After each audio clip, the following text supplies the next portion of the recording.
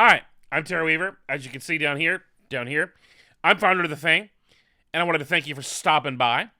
We've been sharing some clips from our Thing at Home Summit, and today it's a good one. It's my good friend, former Disney Imagineer, one of the creators of the Tower of Terror, one of my favorite humans on planet Earth, the one and only McNair Wilson.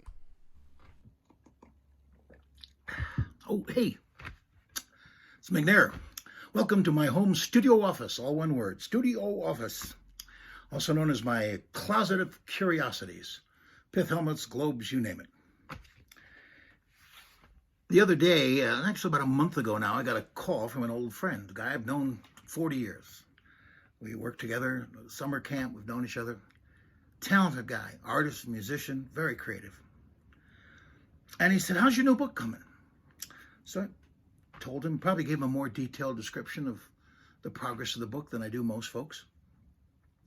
He said, I want to do your cover for you. I said, excuse me, what? He said, I want to do your cover for you. I'm sure you've got ideas, he said, but you know, I'm the creative director here.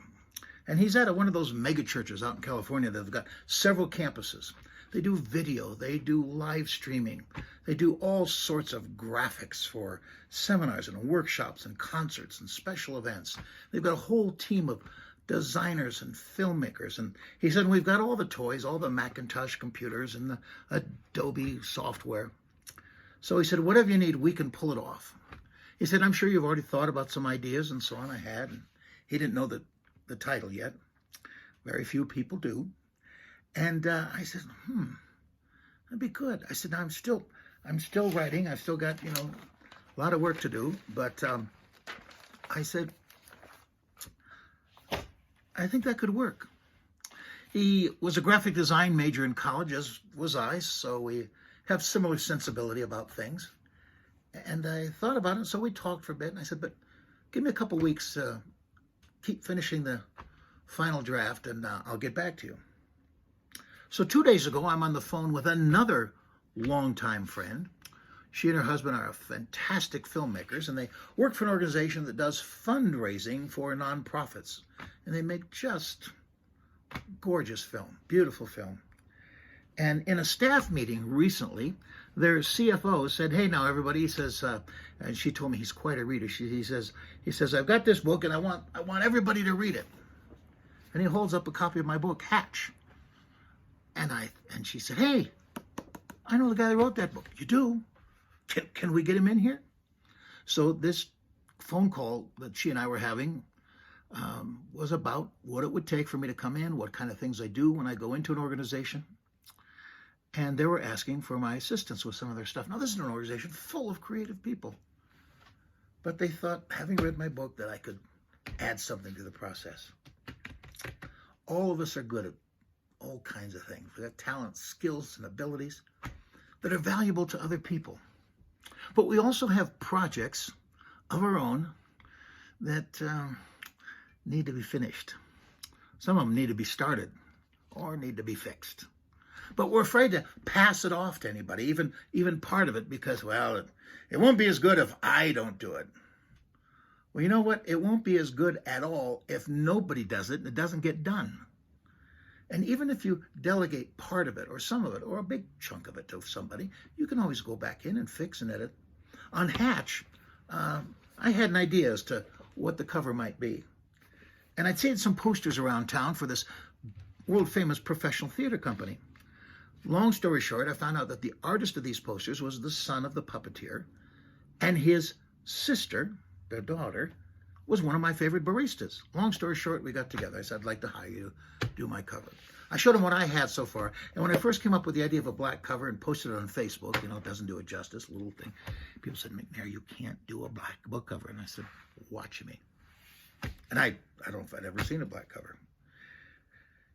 And so he and I were working, and we were playing with it, and we'd found this font that we really liked for Hatch and for my name. Now, in my pass on the cover, there were lots of colors. There's red and yellow and green and purple, of course, for my name. And he's clicking around, and he said, McNair, and he turned his Mac around, and he said, how about this? And I looked at it, and I said, you know what you've done there? You've reduced the color scheme to the colors of Mickey Mouse. Red, yellow, black, and white. Now, I didn't make a big deal about that in the book. We just left it because it worked. Some people notice it, most don't. It's fine. But we collaborated on it. And it got better because I asked him to help me. A couple of years ago, my buddy Terry Weaver, who's sending you these videos, said, you know, my new book, Making Elephants Fly, read it, read it, read it. He said, I've asked various artist friends of mine if they would contribute an illustration to one of the chapters. I've got a few chapters left that still need an illustration.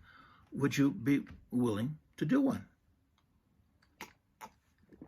Of course, I said, send me the chapters that are not yet illustrated. And he sent them to me, and I said, well, I'd like to do this one, and this one, oh, and also this one. So he let me, and I ended up doing an illustration for 3 of the chapters, and I tried to make them all different in style and multimedia. Some of them are, a lot of different textures and so on. And I actually like 1 or 2 of them. Well, I was delighted that Terry asked me.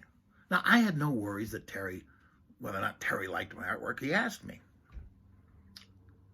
We've got friends that could help us finish that project, complete or get started on that other project.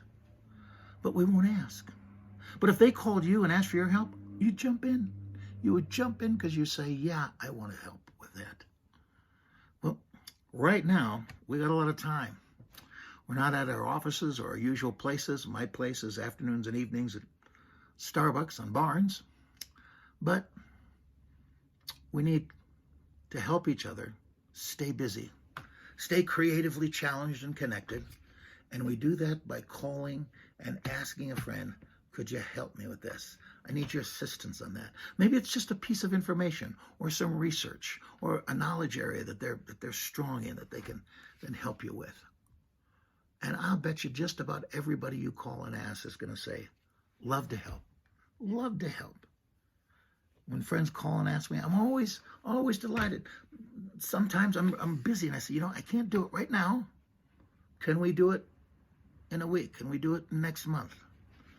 Sometimes there's close calendar on it and a deadline, but usually we want to help.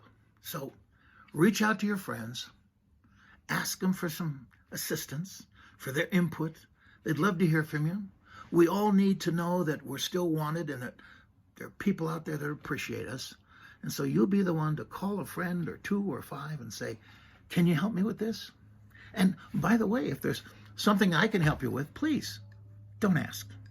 I'm busy.